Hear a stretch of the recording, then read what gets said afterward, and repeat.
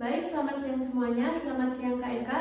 Perkenalkan, nama saya Geulan Purniati. Jadi di sini saya akan menjelaskan hasil makalah yang saya buat yang berjudul Peran Komunikasi dalam Penyelesaian Konflik Organisasi. Adapun yang melatar belakangi dari makalah ini yaitu di dalam kehidupan sehari-hari konflik itu sudah biasa terjadi dan tidak bisa kita hindari, baik itu di lingkungan keluarga, pertemanan maupun organisasi. Nah, jadi jika konflik ini dikelola dengan baik, maka akan mengakibatkan dampak positif. Begitu sebaliknya, jika konflik ini tidak bisa dikelola dengan baik, maka akan berdampak negatif.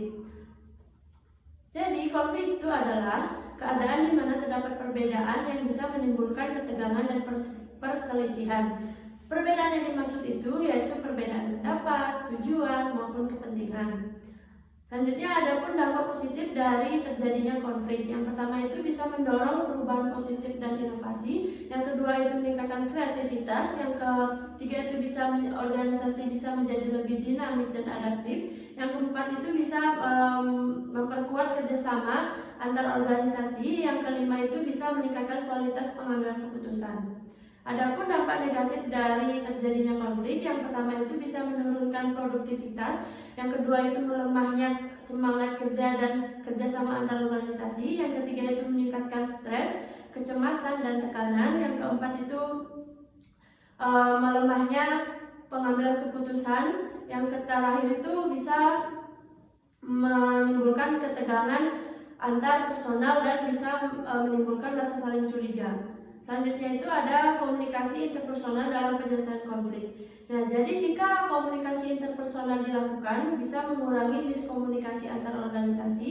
Yang kedua itu bisa membuka ruang bicara yang aktif dan empati. Yang ketiga itu bisa mendorong budaya komunikasi yang terbuka. Yang keempat itu bisa melakukan peran pemimpin yang baik.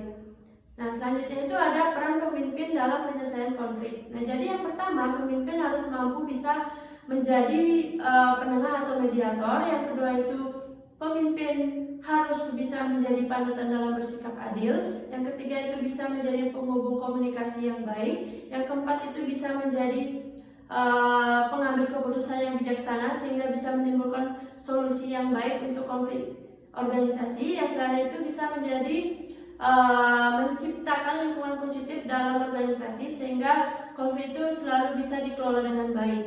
Selanjutnya itu ada penerapan prinsip komunikasi dalam kehidupan sehari-hari. Yang pertama itu menggunakan bahasa sopan dan jelas.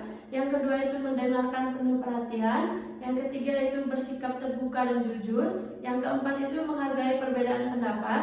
Dan yang terakhir itu memilih waktu dan tempat yang tepat. Nah, jadi memilih waktu dan tempat yang tepat itu yang dimaksud adalah kita bisa menghargai dan menghormati orang yang lagi berbicara ataupun orang yang lagi menyampaikan pendapat. Jadi kita bisa mendengarkan, bukan ikut berbicara. Jadi itu yang dimaksud dengan memilih waktu dan tempat yang tepat. Kita tahu di mana kita berbicara dan bersikap bagaimana di lingkungan apa dan di tempat gimana.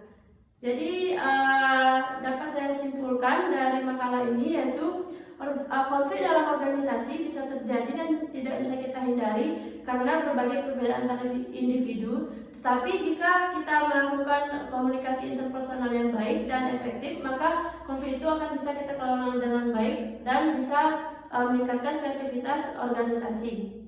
Sekian presentasi yang bisa saya sampaikan hari ini. Terima kasih dan mohon maaf jika ada salah kata.